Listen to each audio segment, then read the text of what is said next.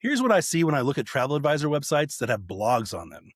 They're usually a handful of posts, maybe five, maybe 10, spread over a year or two with big gaps between them. The topics are kind of all over the place. There's a general top tips for traveling to Europe post.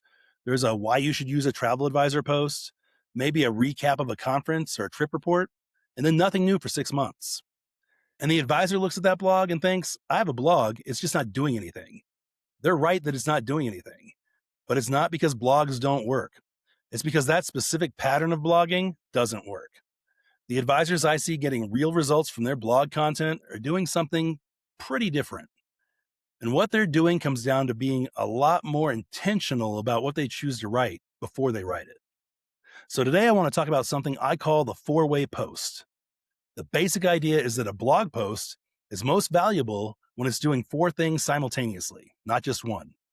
And if you use that as a filter before you decide what to write, it changes almost everything about how you approach blogging.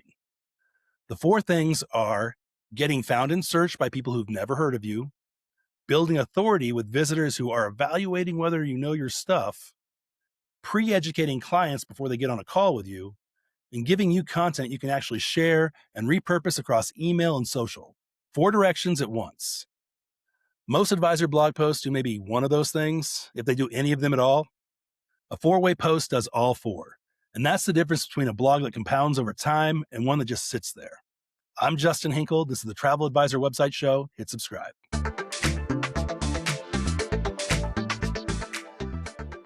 Let me describe what actually working looks like because I think it's useful to have a solid picture. Someone is at home on a Sunday afternoon, starting to seriously think about a river cruise with their spouse for their upcoming anniversary. They've been talking about it for a while, and they're finally in the research phase. So they open up Google and they type something like, is Viking or Avalon better for first-time river cruisers? And they find a blog post written by a travel advisor who specializes in river cruising. The post isn't generic. It's not, here are the pros and cons of river cruising in general. It's a direct comparison of two specific lines written by someone who's been on both with actual opinions about who each one is right for. It reads like the advisor is talking to them, not writing a travel magazine article. They spend 8 minutes reading it. At the end, there's a short note. If you're planning a river cruise and want help figuring out which line and which itinerary actually makes sense for your situation, I'd love to talk. Here's how to get on my calendar. They book a call. That advisor didn't run an ad, didn't post on social that day, didn't send an email. A stranger found them through a search, read something genuinely useful, and took the next step because the post was specific enough to be findable, substantial enough to build trust, and ended with a clear invitation. That's a four-way post doing its job. And that can keep happening for years from a single post that took a few hours to write.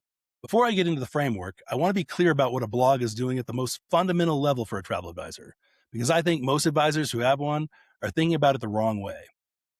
The most common reasons advisors start a blog, they heard content marketing was something they should be doing, or they wanted something to post on social, or they thought it would make the site look more active. Those aren't wrong reasons, but they're not the main reason. The main reason to have a blog, the function that creates the most long-term value, is findability. It's how people who have never heard of you end up on your website. Here's how that works. Travel research happens a lot online before someone ever contacts an advisor. Someone thinking about a cruise is searching for things like best cruise lines for first-timers, or what's the difference between ocean and river cruising, or is the Caribbean good in September? Real searches, real people, doing them all the time. If you've written a post that genuinely answers one of those questions, there's a real chance your site shows up when someone searches it.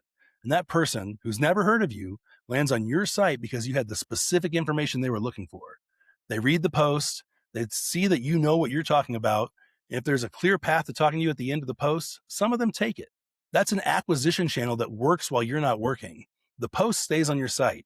It keeps getting found. It keeps bringing in people you never would have reached through your existing network or referrals. That's the blog doing something nothing else on your site is doing.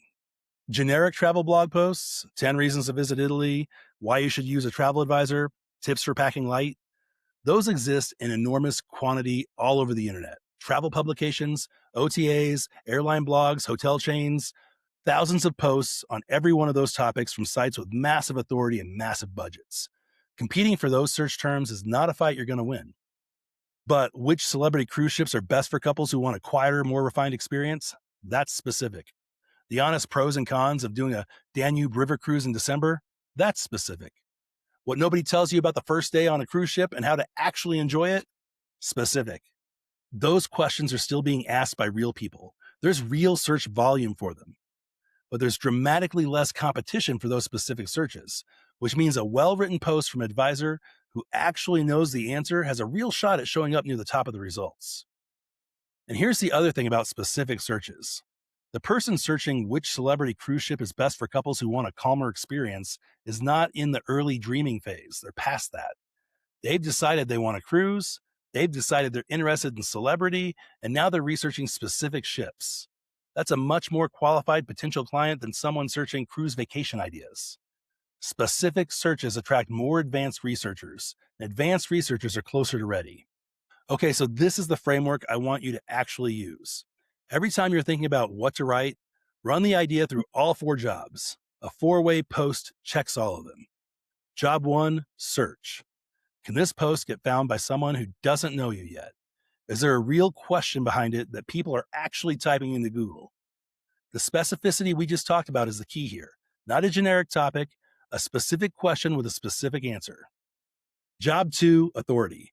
When someone who found you through other means, a referral, social, a directory listing, comes to your site and reads this post, will it demonstrate genuine expertise? Not surface level information, real knowledge. The kind of knowledge that makes someone think, this person has clearly done this many times and has actual opinions about it. Job three, pre-education.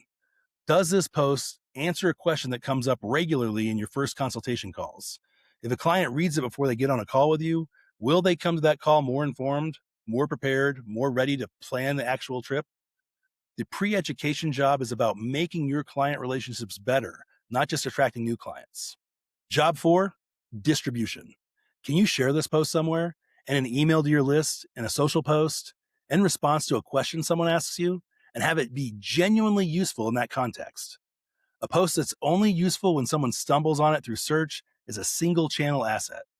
A post that also works as a newsletter piece or that you'd share when someone asks you a relevant question, that's working in multiple places. A post that checks all four of those is a four-way post. It's worth your time. A post that checks one or none, it's not, which is what most advisor blogs are full of, which is why most advisor blogs aren't doing anything. So what do four-way posts look like in practice? Let me give you some categories. Your consultation questions. Think about the last 5 calls you had with prospective clients. What questions came up? What did you explain that they clearly hadn't known before and found genuinely useful? What decisions did you help them think through? Those conversations are four-way post ideas. Not in a generic, here's how to think about cruise lines way, the specific version. The question I get on every first call about river cruising and the honest answer. Or how I help couples decide between an ocean cruise and a river cruise when they're not sure which one is right for them. That's a question that's probably being searched. It demonstrates your process and expertise. It pre-educates future clients, and it's something you'd share when the topic comes up on social or in an email. Destination-specific content is another strong category, especially if you've been somewhere multiple times and have real knowledge of it. Not here's what to do in Greece, something more specific. Which Greek islands actually make sense for different kinds of travelers and why? When to avoid the crowds and what that trade-off actually costs you in terms of experience. The practical stuff that someone planning the trip would find genuinely useful that they can't get from a guidebook. Product-specific content. Posts about specific cruise lines, comparing ships within a line, explaining what a specific itinerary is actually like as opposed to what the cruise line's marketing says it's like. That tends to check all 4 boxes reliably. People research this stuff heavily before booking. Most of the content they find is either from the cruise lines themselves or from generic review sites. An advisor's perspective, informed by experience and a little opinionated, fills a gap that's genuinely underserved. The easiest way to find 4-way post ideas is to ask yourself, what question do I know the real answer to that most people researching this online wouldn't be able to find answered well? Start there. I want to spend a minute on the second job specifically because I think advisors misunderstand what builds authority through blog content. It's not length. A post doesn't have to be enormous to demonstrate expertise. It's substance, real information that someone couldn't get from a 10-second search. Opinions that are specific enough to be defensible. The kind of depth that makes a reader think this person has clearly thought about this a lot, has talked to a lot of clients about it, has formed real views. Here are my top tips for river cruising doesn't do that. Here's why I recommend booking a veranda cabin even when it costs significantly more on a first river cruise, and the specific situations where I'd tell a client to save the money instead does. The second version shows that you've had that conversation with real clients, you've seen both outcomes, and you have actual judgment about it. That's what makes someone reading it think, I want to talk to this person. Not just that you seem credible in a general way, but that you clearly have knowledge specific to the decision they're trying to make. The third job is the one I think travel advisors undervalue the most because it's not about getting new clients. It's about making the clients you already have or are about to have better to work with. If there are questions you answer on every single first consultation call, those questions are costing you time on every call. We're also creating a dynamic where the first part of every call is you educating rather than actually getting to know the client and figuring out their trip. A post that answers one of those questions changes that. A client who reads it before the call comes in already knowing something they would have spent 15 minutes learning on the call. That call is now a better call. You get to the actual specifics of their trip faster. The client feels more prepared and more confident. The whole relationship starts better. And the post does that forever. You write it once, every client who finds it before a call gets that benefit. The time investment is a one-time thing and the return is ongoing. So let's talk about the AI question. I want to be direct about this because I know it's on a lot of advisors' minds. AI tools can write travel blog posts quickly. They sound coherent.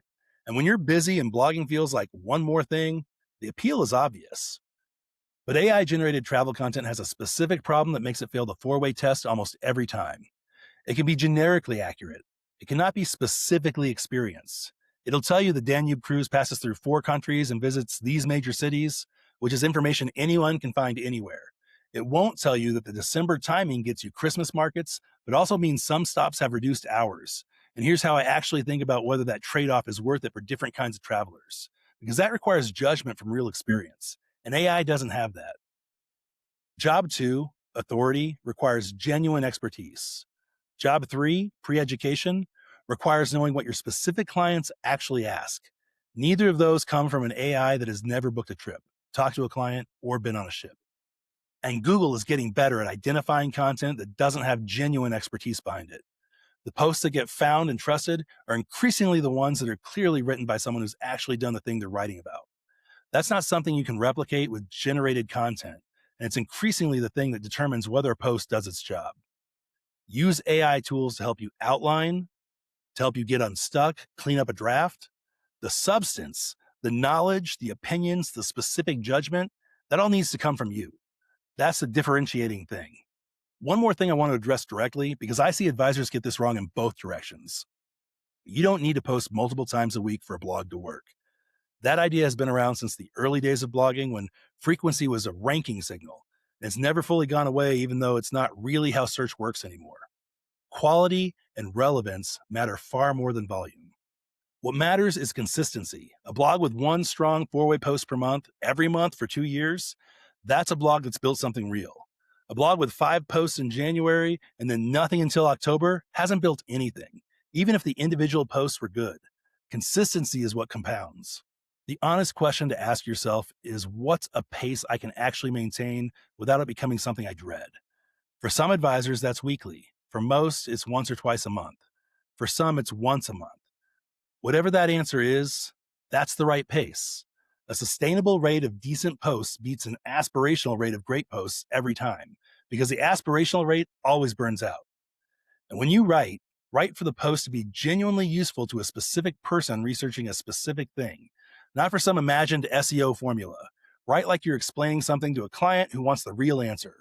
The search engines are good enough now that useful, specific, well-written content finds its audience. You don't have to game it. You just have to actually be helpful. If you're thinking about starting or restarting your blog, here's where I'd begin. Pick the single question you answer most often on first consultation calls. Not a general topic, the specific question and the specific answer you give. Write that post. Make it the real answer you'd give to a client who is ready to hear it, not a hedged overview. Put a call to action at the end that connects directly to what the post was about. If you're thinking about your first river cruise and want help figuring out which line makes sense for you, here's how to book a call. That one post checks all 4 jobs. It might get found by people searching that question. It demonstrates that you've thought about this specifically. If a future client finds it before your call, they'll come in more prepared. And you can share it in your newsletter, send it when someone asks you that question on social, put it in your email signature when the topic is relevant. Then write the next one. Another question, another specific topic. One post at a time at whatever pace you can actually sustain. And if you've already got posts on your site, go look at them. Do they have CTAs at the end? A lot of older posts just end. No invitation, no next step. Adding a call to action to an existing post that's already getting traffic is one of the fastest improvements you can make to how well the blog converts. The blog isn't a place to prove you're active or to fill your site with content.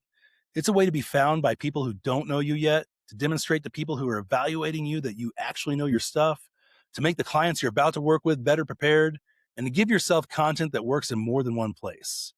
One post doing 4 things. That's the whole idea. And over time, that compounds into something. Stick around. There's a lot more in this direction. I'm Justin Hinkle. This is the Travel Advisor website show. Hit subscribe.